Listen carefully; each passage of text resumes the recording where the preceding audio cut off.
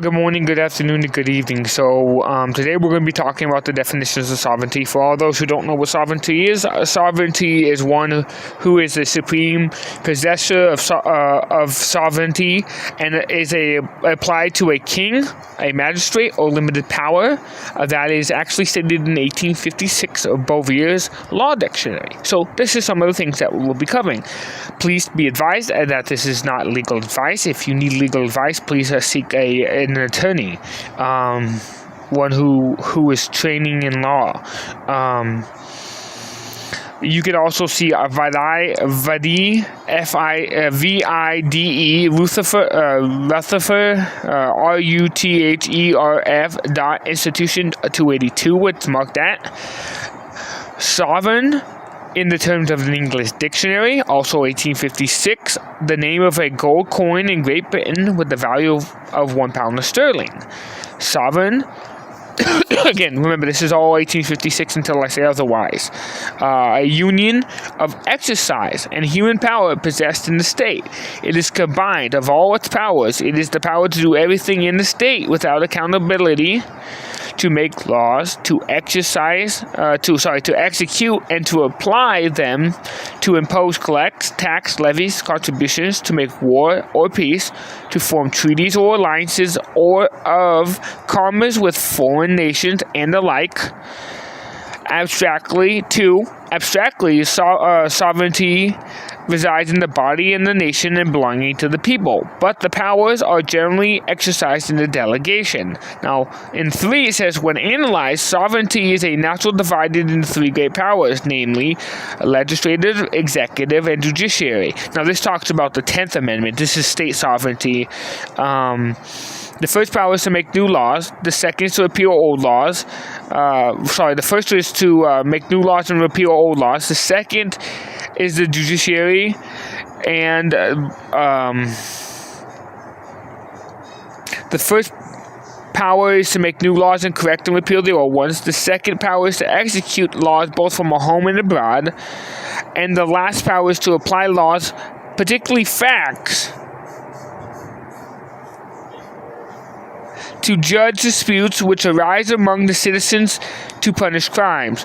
4. Strictly speaking, our republican form of government is absolutely sovereign of the nation, is in its people, and of the nation, QV, and resides sovereign of each state, not granted to its public functionaries, is the people of the state, QV, Dallas 2471, and Vide, VIDE, generally 2 Dallas 44345, 3 Dallas 93, and 1 story Constitution 208, toll and 20 MERIPERH.T.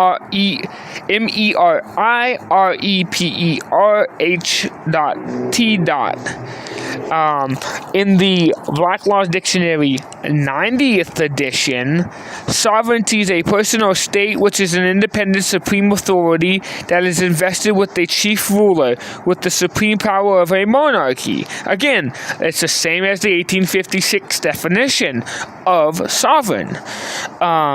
Sovereign powers is the state of the state which is none other than superior or equal, or which includes all specific powers necessary to accomplish the legitimate and purpose of the government. Aetna,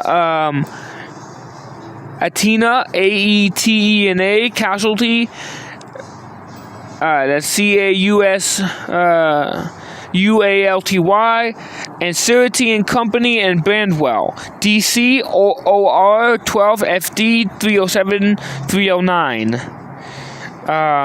Sovereignty, a right in which some states alone or some government agencies can possess, and in which it is possessed in the character of sovereign for the common benefit and able to carry out its proper functions, designated from such proprieties, rights such as state, and then the like person may have property demands which he owes.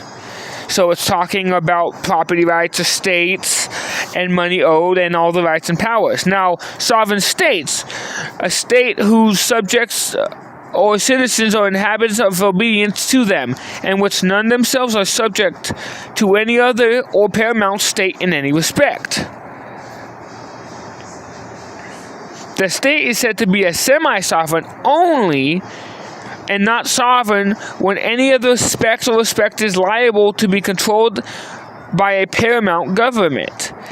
The intercourse of nations, certain have points of entire independence or others, and can perform all those acts in which is possible for any other state to perform in these particular spheres. The same states also have the powers of self-government, that is, an independence upon all other states as far as their own territory as citizens are not living abroad are concerned. No foreign power law can have control except by its own convenience. This power is independent and external. The internal relations constitutes complete sovereignty. So literally, what it says is, states whose subject or citizens have a habit of obedience to them, and which not themselves subject to any other paramount states in any respect. The state is said to be semi-sovereign only, and not sovereign when in any respect liable to be controlled in the paramount government. So it's saying that the government is only semi-responsible when they're liable. This is why it is key to put a trustee and put the judge as a trustee during any of your civil matters. Remember, they're all civil. The Supreme Court absolutely, uncontrollably, this is sovereign. The Supreme Court absolutely, not the Supreme Court, the Supreme sovereignty, the supreme, absolute, uncontrollable power by which an independent state is governed, supreme political authority.